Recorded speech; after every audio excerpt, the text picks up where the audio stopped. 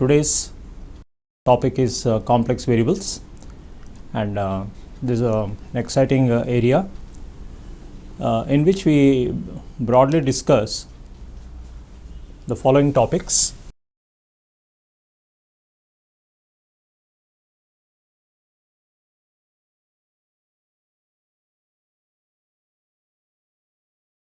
Analyticity of functions, in which we will solve some problems based on harmonic functions,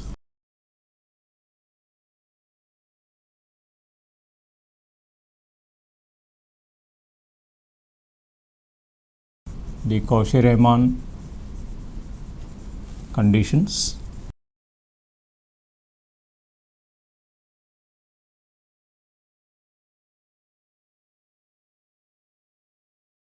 the Milne-Thomson method,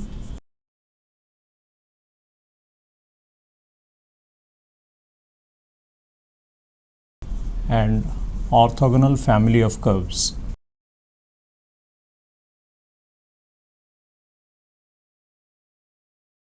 These are the things that we would like to discuss under analyticity of functions. This broadly comes under the concept of complex differentiation. Well, if you first look at harmonic functions, we say a function phi of xy is harmonic if del square phi is equal to 0, that is dou square phi by dou x squared plus dou square phi by dou y square is equal to 0. We will see very soon that all complex analytic functions will have the real and imaginary parts satisfying the Laplace's equation. Then Cauchy-Riemann conditions. Now these are the necessary conditions for a function to be analytic. For example,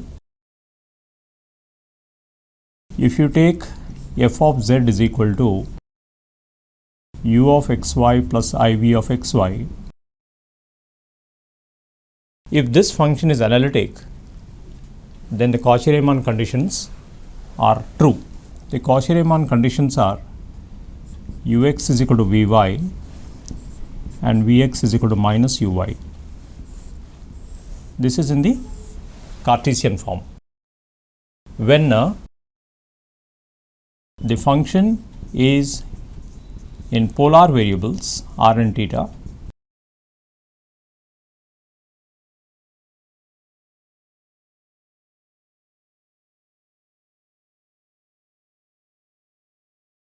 then these become the Cauchy-Riemann conditions. So we will see a few problems on the Cauchy-Riemann conditions and all that, and related to the same area, there are some terms called harmonic conjugates. That is, when f of z is analytic, then u and v are called the harmonic conjugates of each other. Given u, we can find v. Similarly, given v, we can find u using the Cauchy-Riemann conditions. Then of course, we will be discussing about the Milne-Thomson method, which is used to construct the function f of z.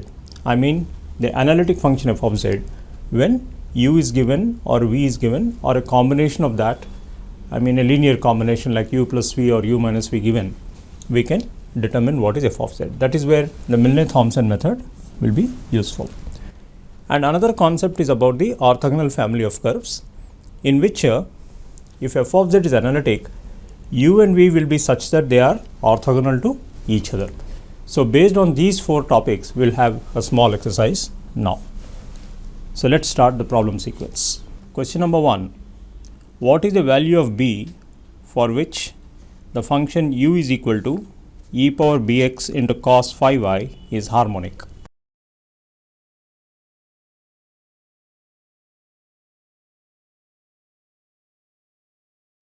It is given that u is harmonic.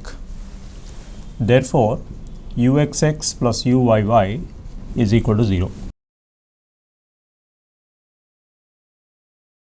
ux is equal to b e power bx cos phi y, uxx is equal to b square e power bx cos phi y. Similarly, uy is minus 5 e power bx sin phi y, uyy is equal to minus 25 e power bx cos phi y. So, you take uxx, uyy and substitute in this equation. When you do that, you will find that e power bx cos phi y is a common factor, leaving b square minus 25 is equal to 0. Now, we know e power bx cannot be 0, but assuming that cos phi y is not equal to 0, b square minus 25 is equal to 0, b square is equal to 25, b is plus or minus 5. So, for this set of values, the given function will be harmonic. That means, for this set of values, this will satisfy the Laplace's equation. The correct option for this problem is C. Question number 2. Which of the following functions do not satisfy the Laplace's equation? There are 4 options here. U is equal to log of square root x square plus y squared. Second option, u is equal to tan inverse y by x. Third option, u is equal to 3x cube y plus 2x squared minus y cube minus 2y squared. And D, u is equal to 3xy squared minus x cube. Now, each of these equations may have to be tested for the satisfaction of the Laplace's equation. So, let us start with the first one.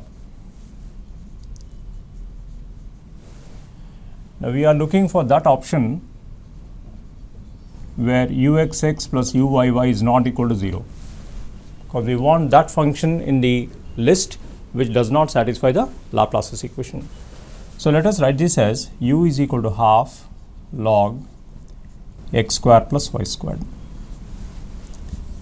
So, ux is equal to half of 2x by x square plus y squared.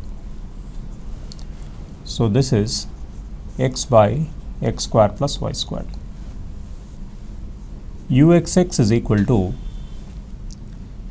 x squared plus y squared into 1 minus x into 2x by x squared plus y squared whole squared. This will give us y square minus x square by x square plus y square whole squared. Now, you can find that u is symmetric in both x and y, therefore, we do not have to recompute uyy. So, uyy can be directly written as x square minus y square by x square plus y square whole square. Now, if you take the sum of these two, you will find that the terms will get cancelled and you get uxx plus uyy is equal to 0. So, this cannot be the correct option because we want that function which does not satisfy the Laplace's equation. So, let us go into the second option and see. In the second option, you are given u is equal to tan inverse y by x. Ux is equal to 1 by 1 plus y by x whole squared into minus y by x squared. This will give us minus y by x squared plus y squared. When you take uxx, minus y is a constant, differentiate 1 by x square plus y squared, you get minus 1 by x square plus y square whole squared into 2x. So, you get 2xy by x square plus y square whole square. Even though I am not showing you the details, you will find uyy will be minus 2xy by x square plus y square whole square. Again, when you take the sum, you will find that uxx plus uyy is equal to 0. But that is not what we want, because we want that function which does not satisfy the Laplace's equation. So this too is not the correct option. Let us try the third option and see whether we get an answer from there.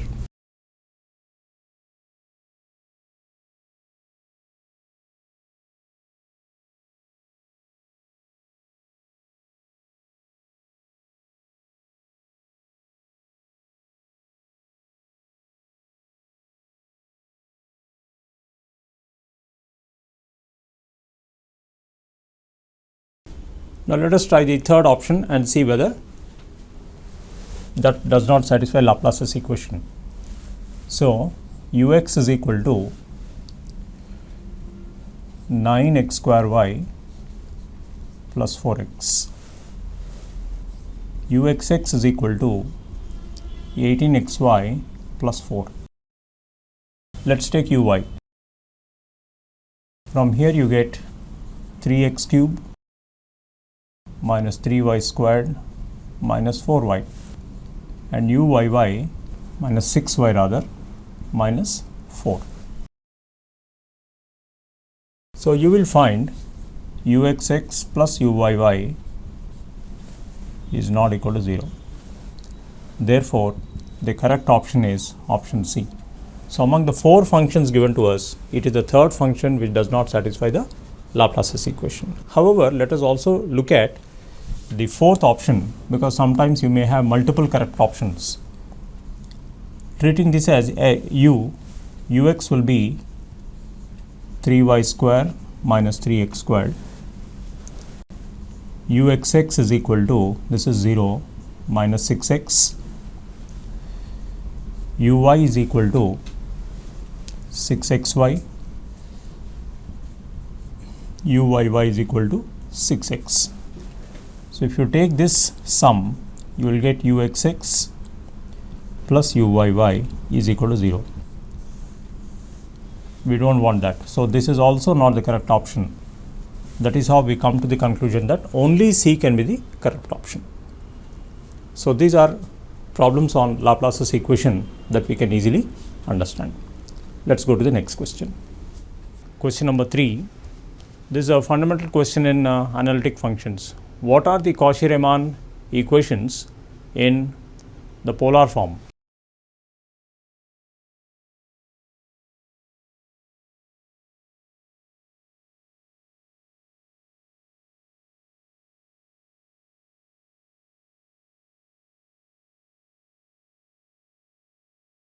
We all know the Cauchy-Riemann equations are necessary conditions for a complex function to be analytic. Now, it is customary to write f of z is equal to u of xy plus iv of xy. This is in Cartesian. Since we are in polar, we write this as f of r e power I theta is equal to u of r comma theta plus iv of r comma theta, where r and theta are polar variables. Z is equal to r e power I theta. Now what we do is, we differentiate 1 partially with respect to r in the first case, and differentiate 1 partially with respect to theta in the second case. So let's look at the first thing.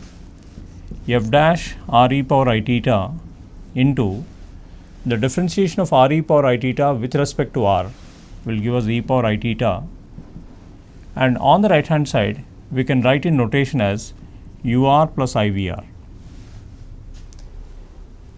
Going to the other side, with respect to theta, f dash r e power I theta into differentiate r e power I theta with respect to theta, and we will get ir e power I theta is equal to u theta plus iv theta. So now we have these two expressions. The easiest way, the basic thing is to eliminate f dash. So we simply divide. So divide, let us say this is second equation, this is third. Suppose you divide third equation with the second equation. So then you will be left with IR is equal to U theta plus IV theta divided by UR plus IVR. We will cross multiply IR UR minus RVR, because that's I square is equal to minus 1 U theta plus IV theta. So we have got a complex quantity on the left side and a complex quantity on the right hand side. When two complex quantities are equal, their real imaginary parts must be equal. So you can equate these two real parts, you can equate these two imaginary parts. From here you will get minus R VR is equal to U theta, which implies VR is equal to minus 1 by R U theta, and by equating the imaginary parts you will have R UR is equal to V theta. Therefore UR is equal to 1 by R V theta.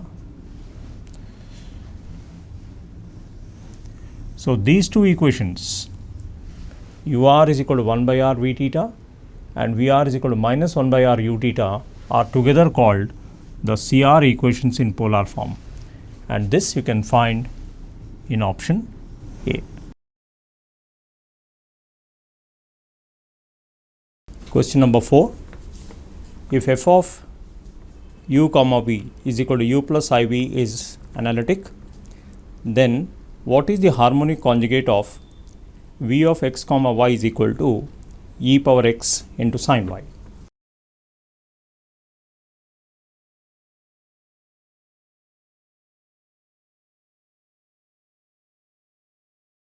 So we are given f of z is equal to u plus iv is analytic.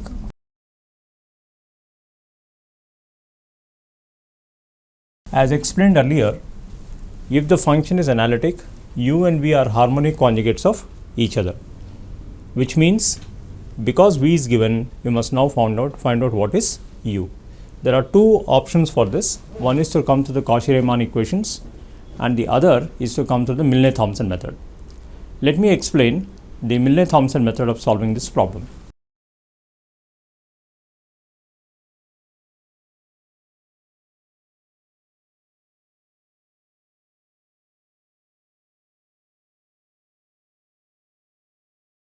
The formula to determine f of z, given the imaginary part v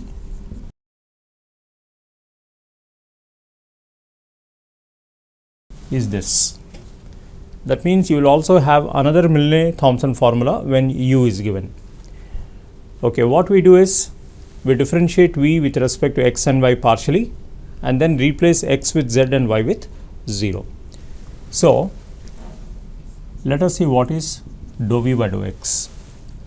This will be e power x sin y itself. Vx at z comma 0 is e power z sin 0, so that will be 0. Similarly, Vy is equal to e power x cos y. So Vy at z comma 0 is e power z cos 0, so this will be e power z. So if you apply this into this one, f of z will be dou v by dou y will be e power z plus I into v of Vx at z comma 0 is 0. So I into 0 dz plus constant. So this is nothing but the integration of e power z, which is e power z plus constant. Replace z with x plus iy. So when you do this, you will get e power x into e power iy is cos y plus I sin y.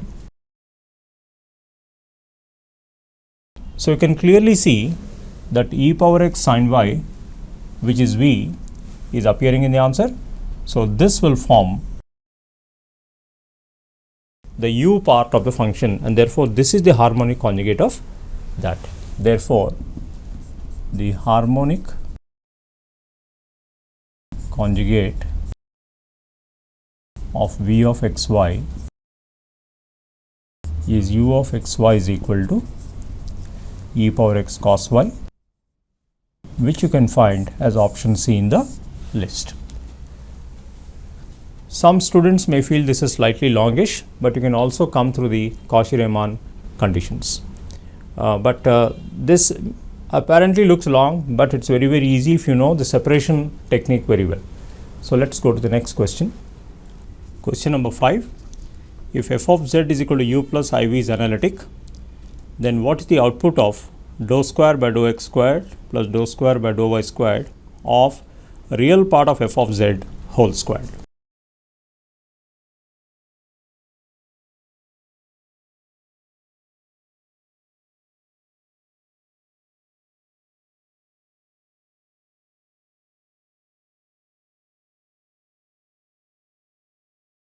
So given f of z is analytic, let us say f of z is u plus iv.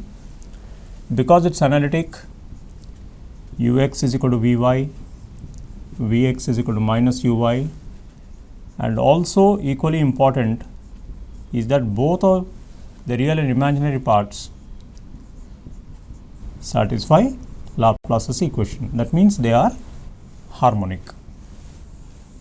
So what we are trying to say is these 4 conditions may be kept ready in case we will have to use them. Because the function is analytic, generally 4 conditions are available.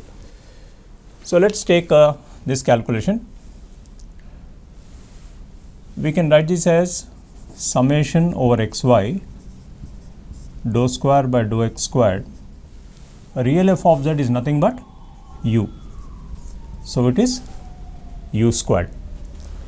So this is nothing but summation over xy dou by dou x of 2u dou u by dou x. So this is nothing but twice summation over xy u into uxx plus ux squared. That is by using the UV rule. So when you unfold this summation, you will get 2 more similar terms in terms of y. So you will get 2 times u times uxx plus uyy plus ux squared plus uy squared. But you can use this information at this stage. Uxx plus uyy will be 0, and you can replace uy with minus vx. So let's simplify this part. 2 times 0 plus ux square plus minus vx square. So this will be 2 times ux square plus vx squared. You can write this as 2 times mod f dash z whole squared. This is because when f of z is equal to u plus iv, f dash z can be written as ux plus ivx. So the modulus of this will be square root of ux square plus vx squared. So you can see that ux square plus vx square can be written as the square of mod f dash z. So therefore, this is the output of the problem, and you can find that this is available in option B. In fact, this is a very famous result which students generally directly remember instead of having to work it out. But in case you forget to remember, then it will not take much time to do this. But every time a function is analytic, please keep in mind that these 4 conditions may be kept ready for application. So let's go to the next question. Question number 6. What is the analytic function f of z is equal to u plus iv whose real part is u of xy is equal to e power minus x into x sin y minus y cos y?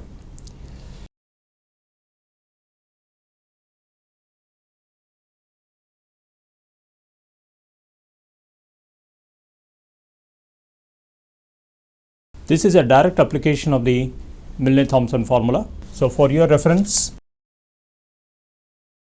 f of z is given by integral of ux at z comma 0 minus iuy z comma 0 dz plus constant.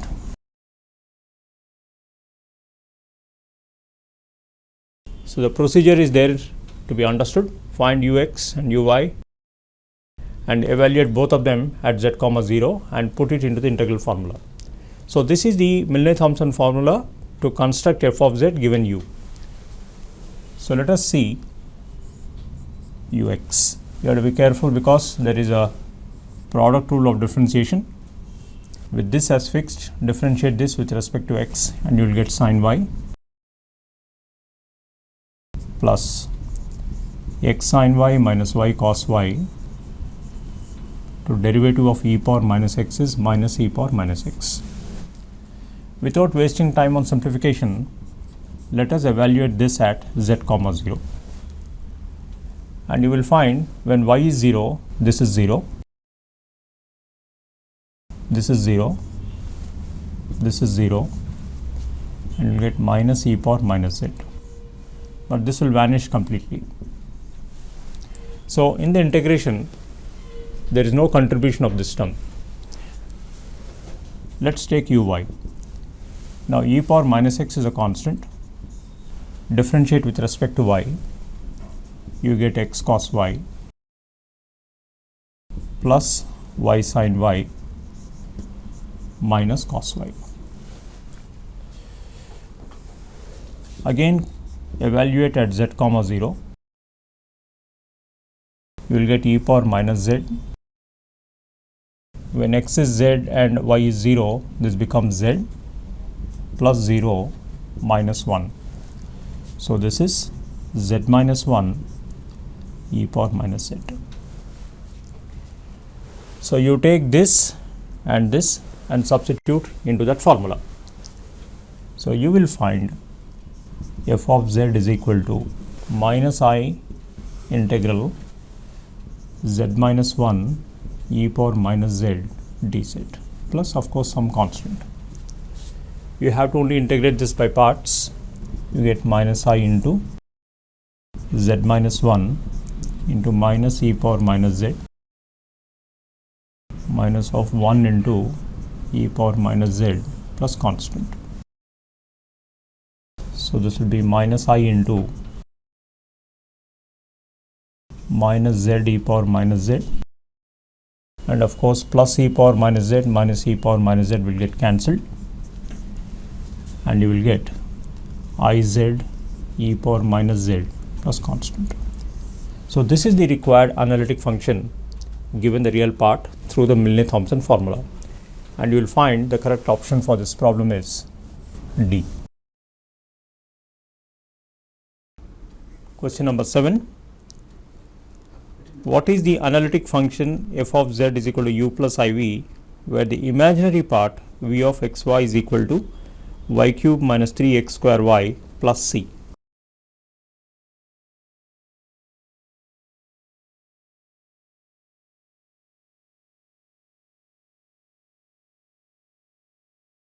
So we apply the Milne-Thomson formula.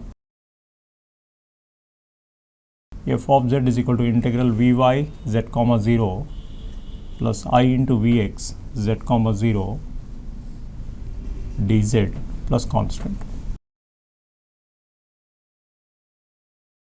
So let's start with vx, and we'll find that is minus 6xy,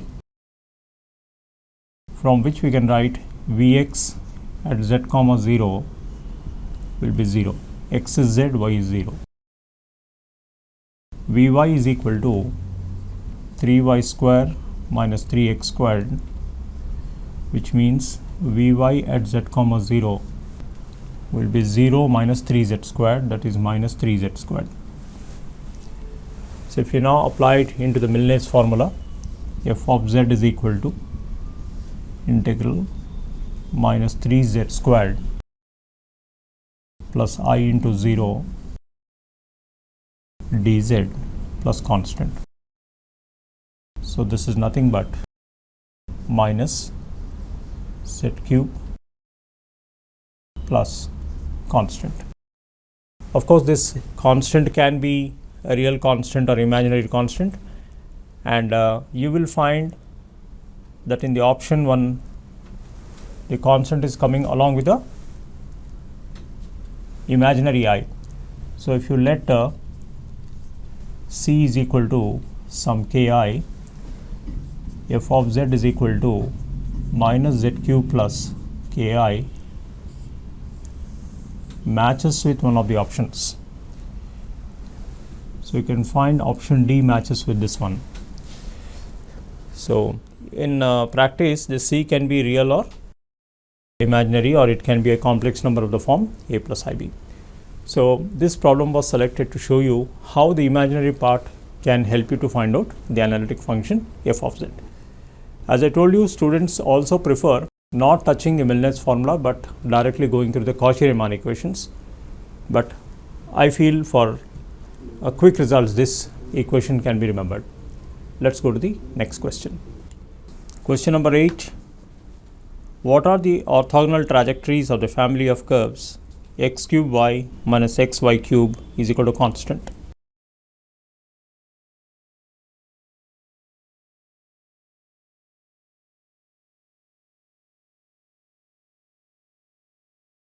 We can do this problem using complex variable theory. Let us take this as a real part of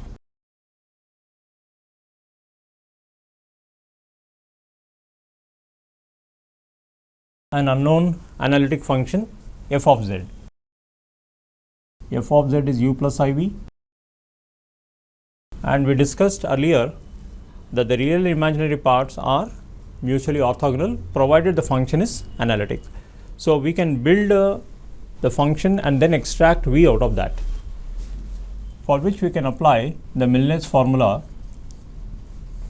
given the real part.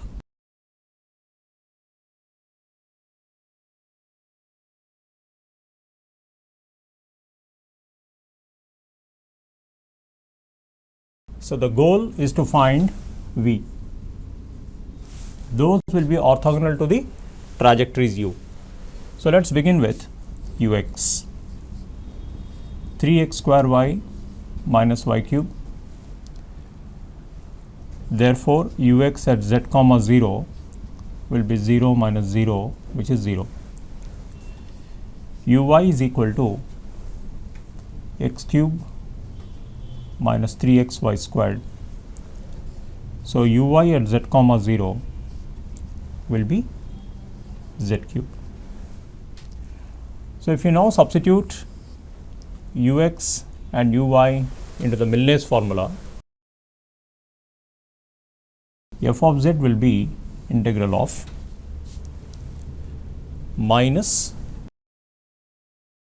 iz cube dz plus constant.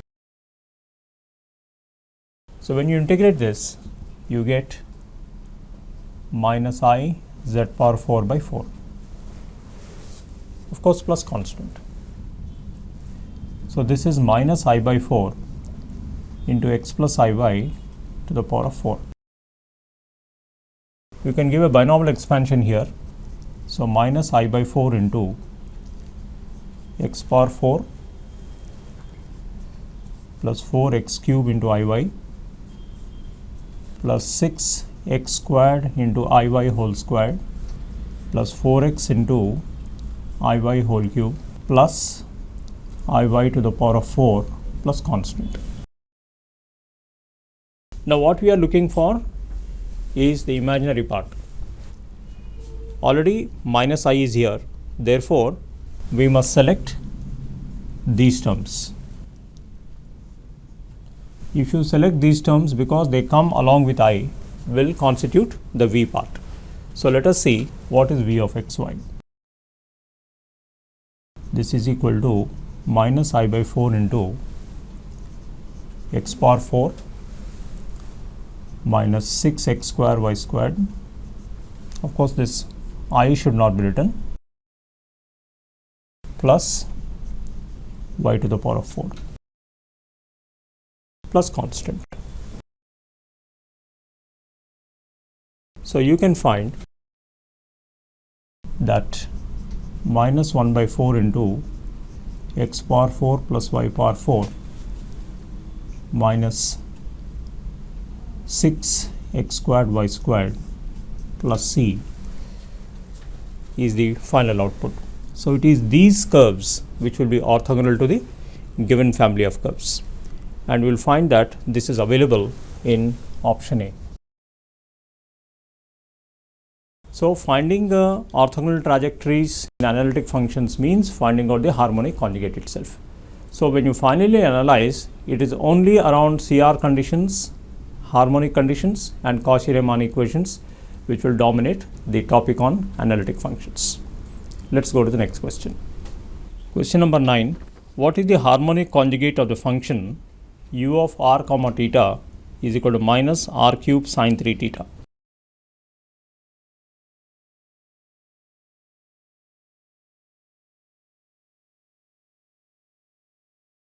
This is a problem related to analytic functions involving polar coordinates.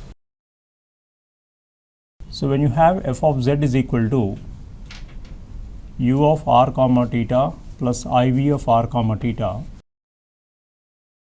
if this is analytic, then the Cauchy-Riemann equations will be ur is equal to 1 by r v theta, Vr is equal to minus 1 by r u theta. U is given, we have to find out what is V. So the goal is to find V. So let's find out Ur. This is minus 3r square sine 3 theta. So ur is equal to 1 by r v theta. So this is equal to 1 by r v theta. Therefore, v theta is equal to minus 3r cube sine 3 theta.